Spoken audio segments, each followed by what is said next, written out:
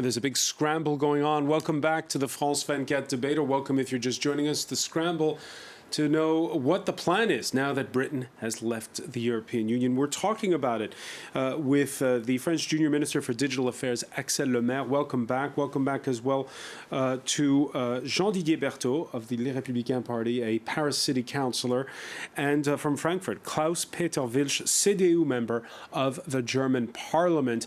The day began with the outgoing British Finance Minister, George Osborne, doing his best to reassure markets, even though the pound has dropped to a 3-decade low.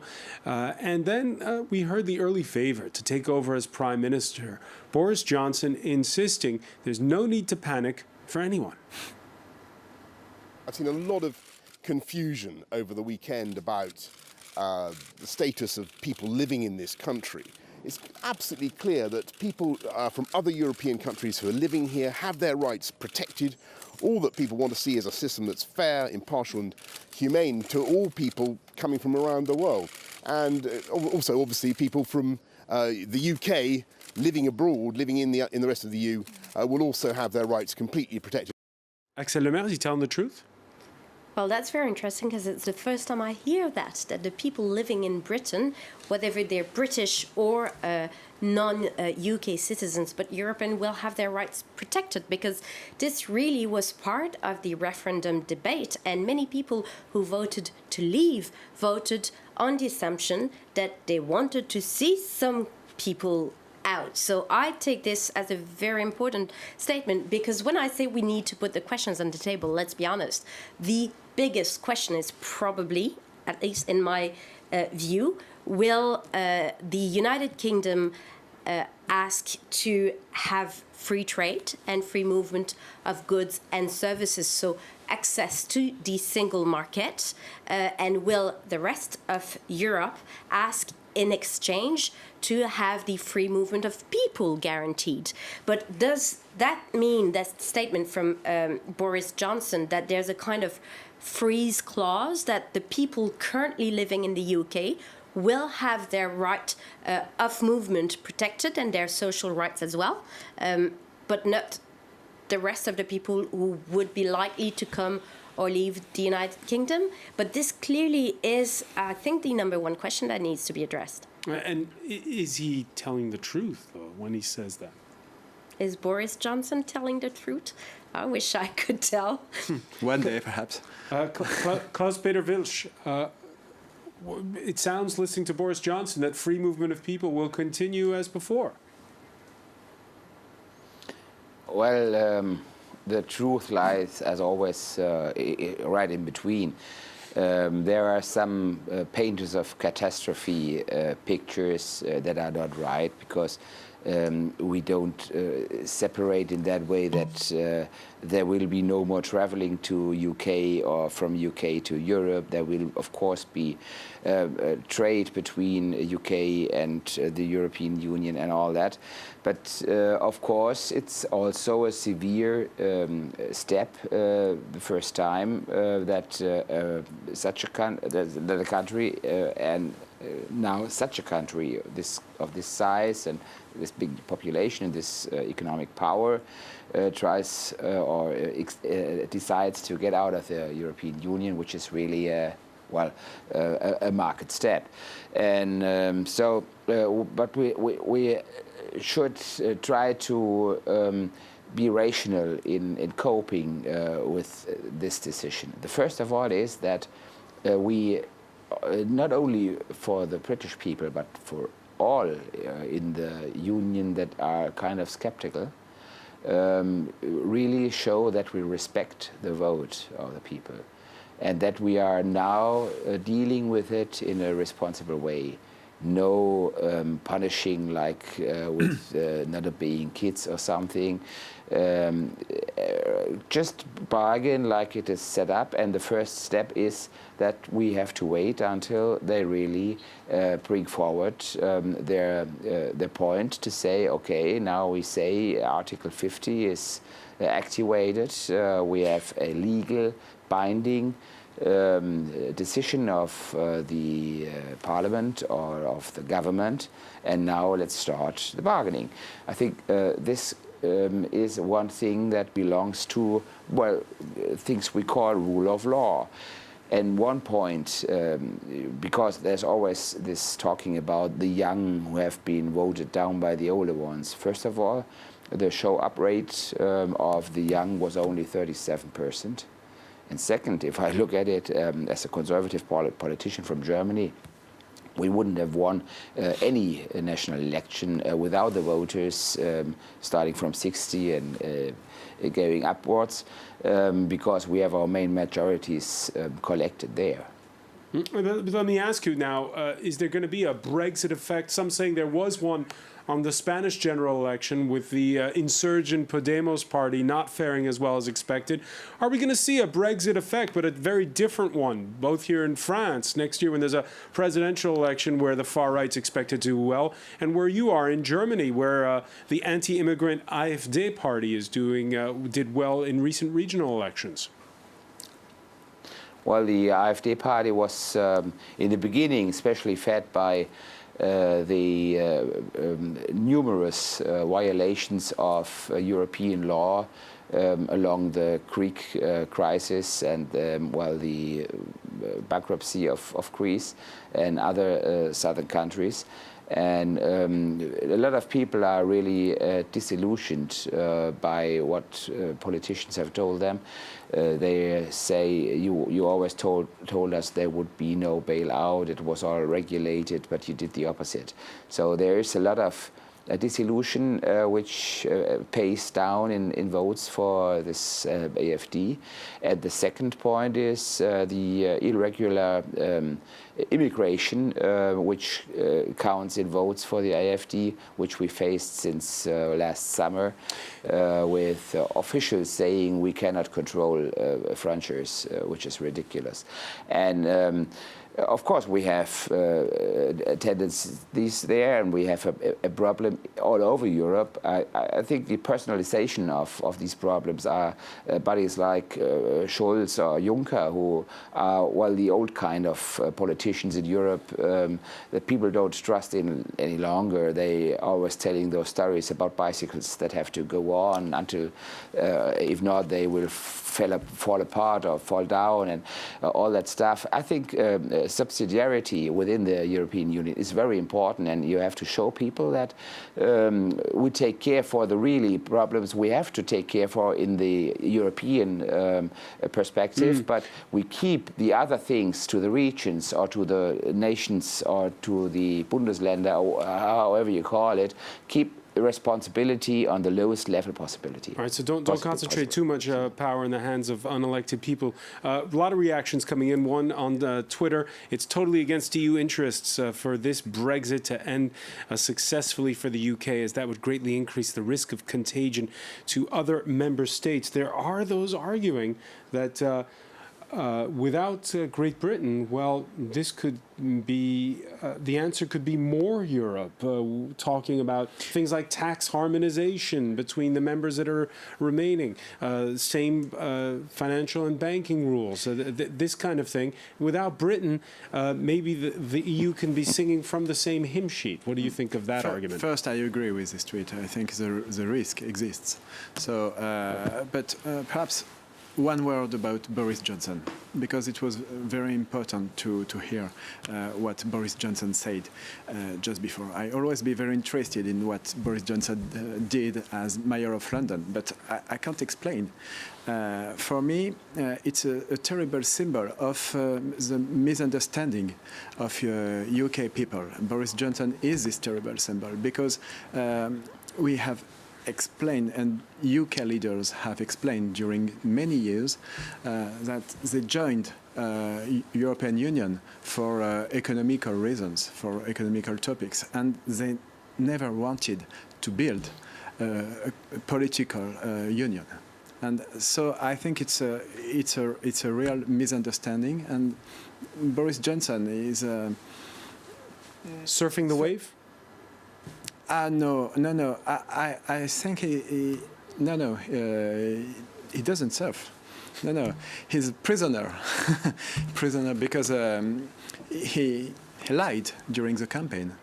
So it's a problem for him, and I think now he won't be probably his next prime minister. And it's created a problem within the Conservative Party. The Leave vote has also triggered a leadership revolt within the opposition Labour Party, with moderates pointing the finger at Jeremy Corbyn for what one MP called his nuanced stance on Europe. The left-winger insists he's not ready to go quietly. I regret there have been resignations from my shadow cabinet, but I'm not going to betray the trust of those who voted for me or the millions of supporters across the country who need Labour to represent them.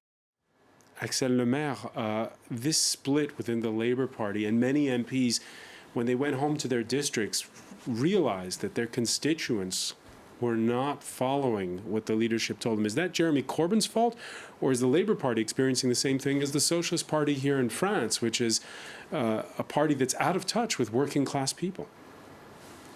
Well, that's where the paradox is, I think. And certainly one or the other, they might be surfing, but they don't know how to swim.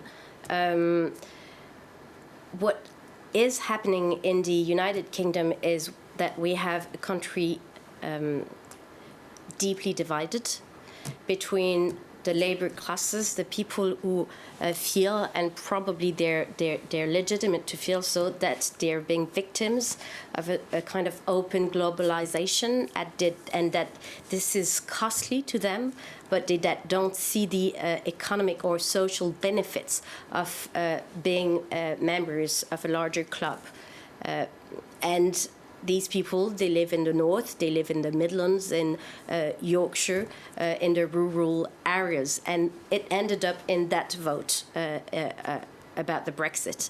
And my feeling is that that great divide is also the result of the policies that were carried out in the United Kingdom by the Conservative governments when they cut public spendings, when they were extremely tough in Brussels, when they were negotiating for social rights, for the minimum wages, for maternity rights, for housing rights. But it was a Labour Prime Minister, Gordon Brown, who bailed out a bank, a big one, the Northern Rock, and they associate sort of London and Brussels with bank bailouts. That is true, but it feels like the agenda of the leaders who campaigned for the Brexit is in reality an agenda of further deregulation. What they want is no rules at all. Free trade, free market for everyone, and this wouldn't come at the advantage of the Labour supporters who voted in favor of the Brexit, which is that sort of paradox I was describing. And in France, we do have a similar problem that the left voters, some of them, and it happened in the north of the country, tend to turn their back to the traditional left parties because they have this impression that their rights are not being protected well or strong enough, which to me is a lesson, and I think it needs to be taken as a political lesson. Concretely, will there be a Brexit effect on next year's presidential election in France? Clearly, Europe will play a big role in the debate, in the presidential debate, probably around the question of, do we need more or less Europe? What I would like to see is more concrete Europe, is explain to the people what Europe brings them and make it more democratic, because yes, there is a democratic deficit. I see it in my position every day.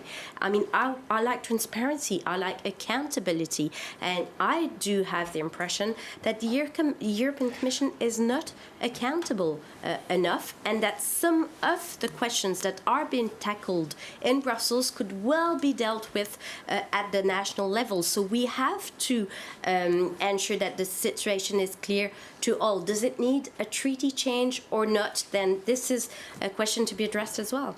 And sorry, but it's very important because I think that pro-European leaders have to be strong and they have to speak loud. because the lack of this pro-European wing now is really heavy, and so we are losing. You are losing the battle against populists. So now we have to speak loud. Klaus-Peter Welch? May I? Yes, may I speak it out very frankly? I think, Axel, if the French economy would have the dynamic of the UK one, you would be happy. What I'm really seeing is that the Commission is really, well, dealing with legal Klaus-Peter Welch, settings. Areas like London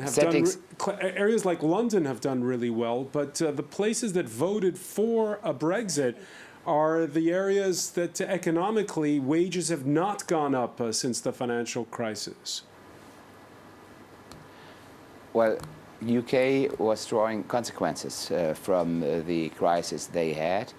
If I look at what especially Monsieur Moscovici is doing with the Stability and Growth Pact, he's well dispensing countries from following the rules.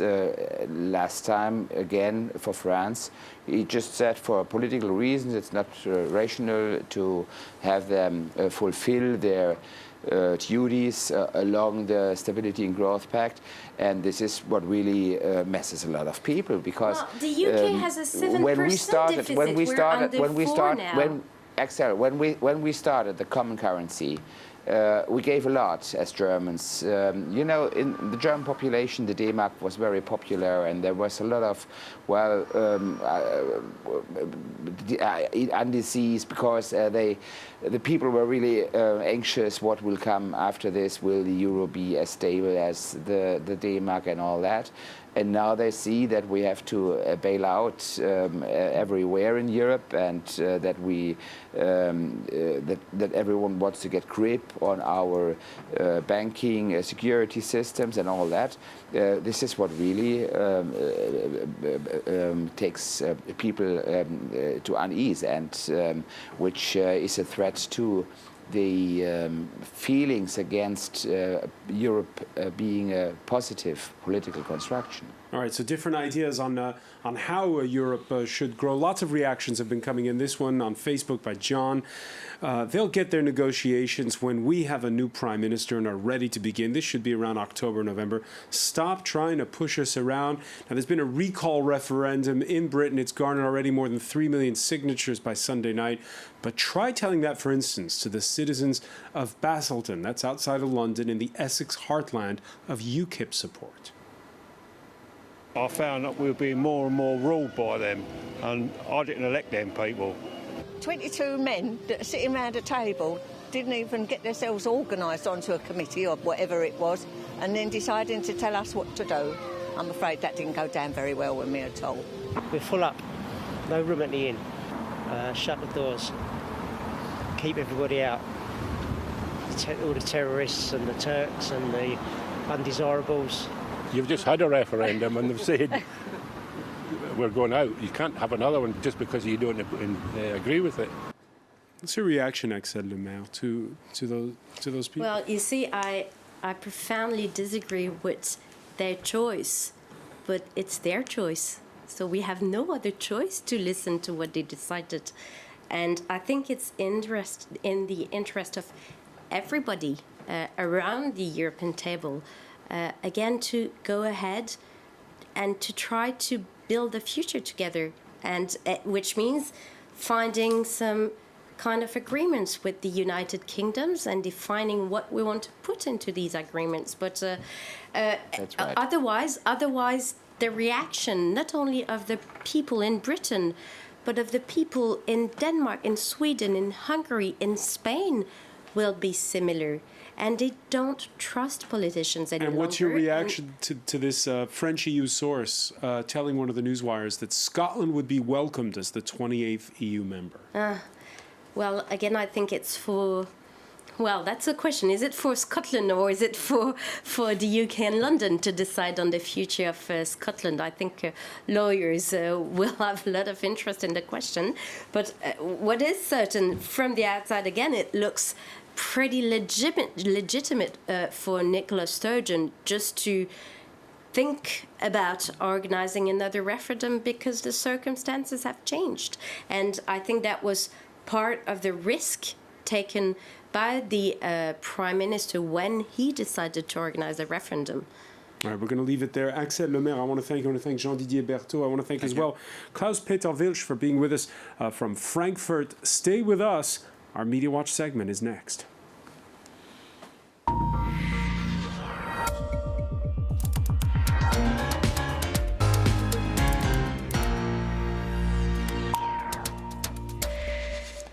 And we say hello to Emma James. Hi there. So the referendum has passed, and still this question lingers, but even though there's a 1 million vote difference, couldn't we have another one, please? And others saying, no, of course you can't.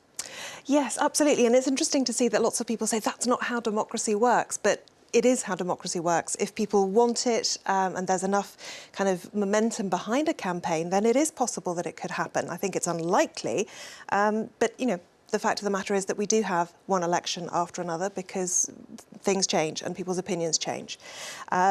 However, definitely all of the political parties in the UK right now very much in turmoil. This cartoon from The Telegraph's Christian Adams sums it up rather nicely. You've got the EU referendum paper on the left-hand side where it's terribly simple, in or out or leave or remain. And on the right-hand side, he imagines what a polling paper in a general election this autumn might look like if we were to have an election That's there. an important question. Axel Lemaire, of course, having a second referendum has been ruled out by the Prime Minister. But since a lot of MPs, their own constituents, have disowned them with this vote, should there be a snap general election in Britain? Well, the Prime Minister has already announced that he was quitting, so it's no longer up to him to decide on that. I think it's now the next internal question for them is who's going to be the next party leader. And the problem they're going to have is that there might be a discrepancy between what the MPs, what the members of the UK Parliament want, and what the people in their constituencies want, because apparently members of Parliament are not likely to support Boris Johnson. They see him as not being loyal, whereas Johnson was very popular during the referendum campaign. So I think that's where the biggest issue is going to be. Well, Boris Johnson himself is very much in the spotlight today after he penned this article for the Telegraph newspaper, in which he is, as you might expect, very optimistic about the future for the United Kingdom. But it has to be said that the promises and ideas that he puts forward are very reliant on the EU not only agreeing but endorsing and perhaps even coming up with these solutions themselves. It's not necessarily something that he or anyone else who leads the Conservative Party can dictate. And interestingly, the I-100 has been picking apart this article. They talk about one thing we learned and 8 things we didn't. And they do point out a number of half-truths at best, including the pound remains higher than it was in 2013 and 2014. Well, that's only if you look at it against the euro. If you compare it to the dollar, it's a 31-year low. He also talks about at home and abroad, the negative consequences are being wildly overdone, meaning that everyone's exaggerating what's gone wrong since the Brexit vote and the result was announced. So they say at the end, what has he told us? Basically, he lives in fairyland and Brexit campaigners have no idea what to do next. Now, earlier today, he declared that Project Fear was well and truly over. Nicola Sturgeon, the leader of the SNP party in Scotland, said, indeed, Boris, Project Farce has now begun and you are largely responsible. Oh, dear. A growing number of reports, and we heard about it in the UK Parliament with both David Cameron and Jeremy Corbyn denouncing racial abuse, targeting most notably the Polish community. Yes, well, it seems to be targeting across the board, but definitely the Polish community are coming in for a great deal of negative and bullying and really awful, awful racist behaviour against them. Baroness Farsi, the Conservative member of the House of Lords, has put together a whole collection of things that have been posted online. And she uses the quote from Boris Johnson to say, "At home and abroad, the negative consequences are being wildly overdone. I wish they were," she says. Phrases in here include "stop immigration, start repatriation," "we voted leave, now leave," and "we're making Britain white again." A bit of a play on words compared with what Donald Trump says about "make America great again." Now, the hashtags post-ref racism and post-Brexit racism have been trending very heavily. There's even a post-ref racism account where you can actually post what has happened to you. Most of these things I can't show you because there's too much foul language. However, I've picked out the ones without the obscene language, although the messages are pretty obscene in themselves. These cards have been put through letterboxes of Polish families in Huntingdon and Cambridgeshire. "I could weep. Leave the EU. No more Polish vermin." What you don't see there is that on the back, they've actually gone to the trouble of writing it in Polish as well. Can I jump in on that? I would say that's my number one concern. That racism, that's exactly the reason why Europe was built and created. On this coming Friday, I will be going to La Somme with the French Prime Minister to commemorate the First World War, where over 70,000 British soldiers were killed. And French and British soldiers fought together against racism and intolerance. And it is scary in 2016 to see that coming back. All right, I want to thank our panel once again. Thank you for joining us here in the France 24 debate.